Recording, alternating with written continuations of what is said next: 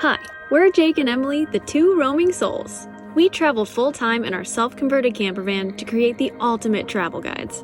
Today, we're exploring Yoho National Park. This place has completely raised the bar for outdoor adventures. It's located in British Columbia along the magnificent Canadian Rockies and is home to some of the most stunning alpine lakes, waterfalls, and other natural wonders. So let's dive into our Yoho Top 10. Emerald Lake. Emerald Lake is probably the most popular area in Yoho National Park. It's famous for its stunning green color and unique accommodation, the Emerald Lake Lodge. And the best part is you can drive right to the lake with no advance permits needed. But it still gets very busy in the summertime, with many cars forced to park along the road. You can simply take in the views from the lakeshore or the bridge, or you can make a whole day exploring the area. We hiked around the lake and it quickly became one of our favorite hikes in the park. So we started walking the trail around the lake, just away from the lodge, and I'm surprised how quickly, there's nobody walking here and it's very quiet.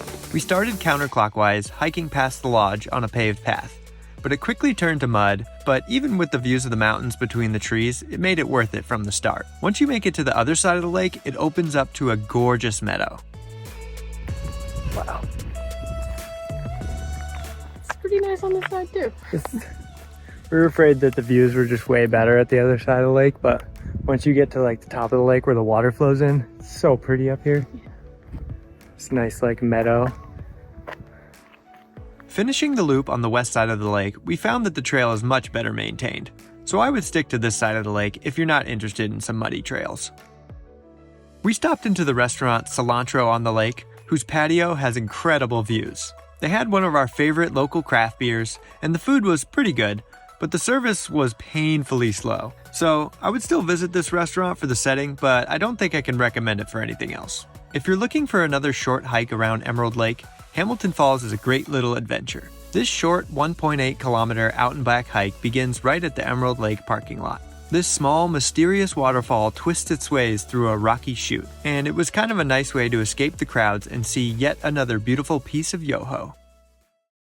Lake Ohara. This place is basically heaven on earth. It was our favorite hike we did all summer long on our road trip around Canada. But it's not exactly the easiest place to get to. You can get here either by foot or shuttle bus. There's an 11-kilometer road leading up to the lake, but personal vehicles are not allowed. Only the Parks Canada and Lake Ohara shuttle buses are allowed to drive this road, which means you will need to book an advanced reservation. Day-use shuttle permits are offered on a random draw lottery. You can apply starting mid-March to the end of the month. There is a non-refundable $10 fee. The second option is to stay at the campground, backcountry hut, or Lake Ohara Lodge. Shuttles are included with all of these permits. Camping permits are typically available for the campground starting late January for the upcoming summer and fall season. The Elizabeth Parker Hut is run by the Alpine Club of Canada. Permits are also via a lottery system and typically become available before mid-January. Booking a room or cabin at the Lake Ohara Lodge is certainly the most expensive way to experience the lake. Rooms start around 945 CAD for 2 guests. Reservations are made by calling the lodge directly. Exact dates for permits and reservations change from year to year, so we will include the links to all the websites to find these important dates. Or there is the option to walk the road without a permit, but note it is very long and you will likely not have much energy to do the other hikes in the area once you get to the lake. Some people are lucky and can grab a ride on the bus back, but come prepared to hike both ways. Okay, now on to the most breathtaking hike, the Alpine Circuit. This is an 11.1 kilometer loop with 882 feet elevation that just shows you the grand tour of this whole area.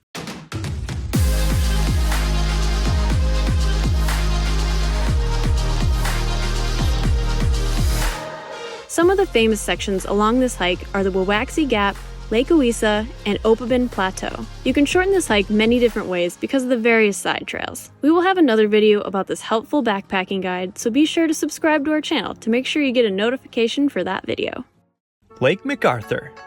This lake is often overshadowed by the more famous Lake Ohara, but if you have the time, it's definitely worth the visit. The hike is 7 kilometers and once again just packed with endless amazing views the whole way. But once again, you need to book the Lake Ohara shuttle or hike in along the long fire road. The trail has a few different routes, but essentially can be done as a loop. Lake MacArthur is the biggest and deepest in the park, with mesmerizing glacier views. And besides the lake itself, our favorite part was the Big Larches Trail section, which during fall foliage would be even more impressive. Takakkaw Falls. This massive waterfall is such an impressive sight. It sends a torrent of water 373 meters over the edge. You can't miss the falls even as you're driving up, but a short hike from the parking lot takes you even closer, and you basically feel the mist as soon as you step onto the trail. There are awesome viewpoints along the way, a scenic bridge, and you can walk right up to the base of the falls.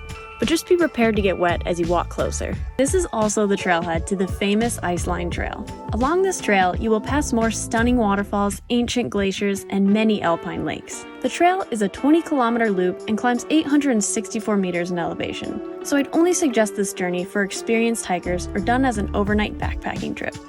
We skipped this one because we were lucky enough to get the Lake Ohara backpacking permit, but this could be a great alternative.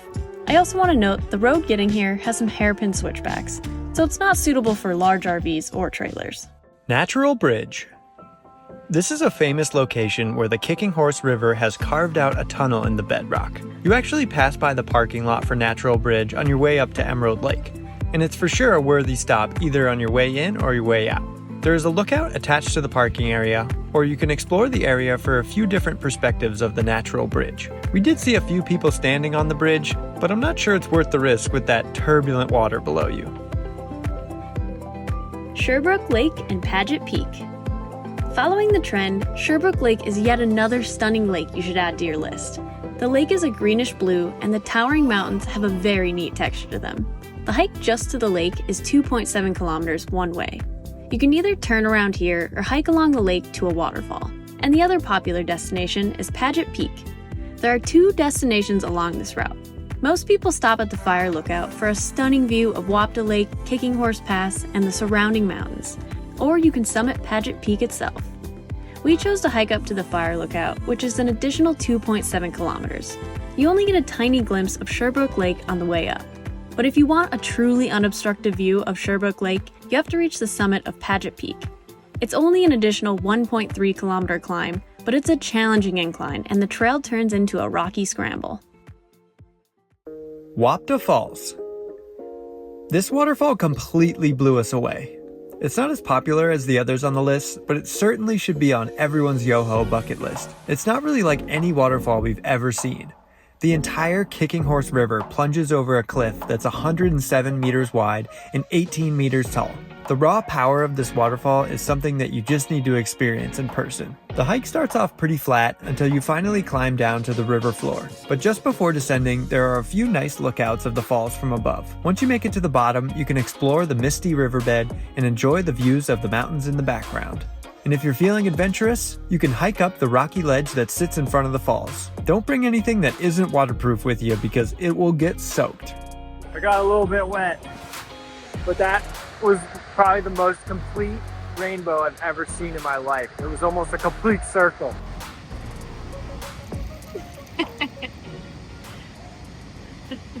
Truffle Pigs Bistro. The tiny yet charming town of Field sits within the park, and one place you've gotta visit is Truffle Pigs Bistro. They serve upscale food in an unpretentious atmosphere. The place is just a vibe, with unique decor and artwork. We got the Korean ribs and the pork belly nachos, and we honestly can't rave enough about the beautiful plating and the flavors in both meals. I mean, nachos are typically always good. Hello, it's melted cheese. But woo-wee, these were above and beyond. This building also doubles as a lodge, so if you're looking for a place to stay, this can be a great option. Explore downtown Golden.